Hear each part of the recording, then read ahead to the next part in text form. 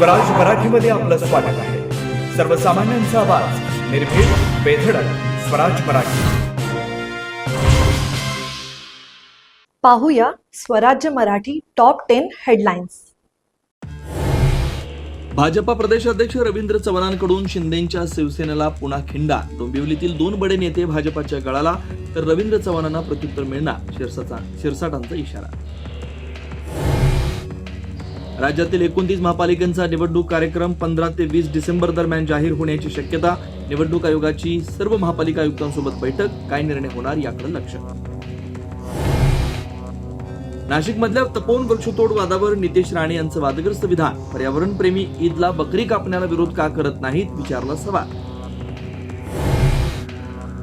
शीतल तेजवानीची पुणे कोर्टामध्ये सुनावणी सुरू. तेजवानीच्या जामिनाला सरकारी वकिलांसह मारवतनाच्या वारसांचाही विरोध. सुनावणीवेळी तेजवानीला चक्कर आल्याची माहिती.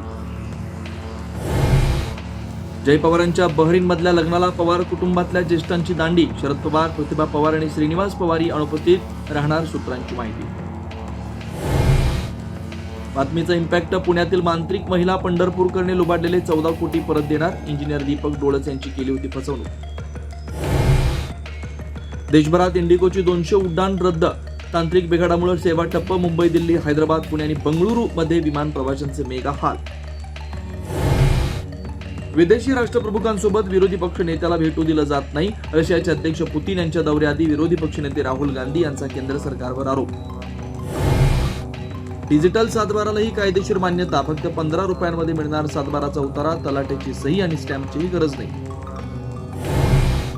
टेम्पोतील ₹5 लाखांचं ऑपरेशन साहित्य चोरी प्रकरणी 3 महिलांना अटक. सांगली पोलिसांची धडाकेबाज कारवाई. आता इथेच वेळ झाली थांबण्याची. भेटू पुढील अपडेट सोबत. चॅनलला लाईक करा, शेअर करा आणि सबस्क्राईब करा.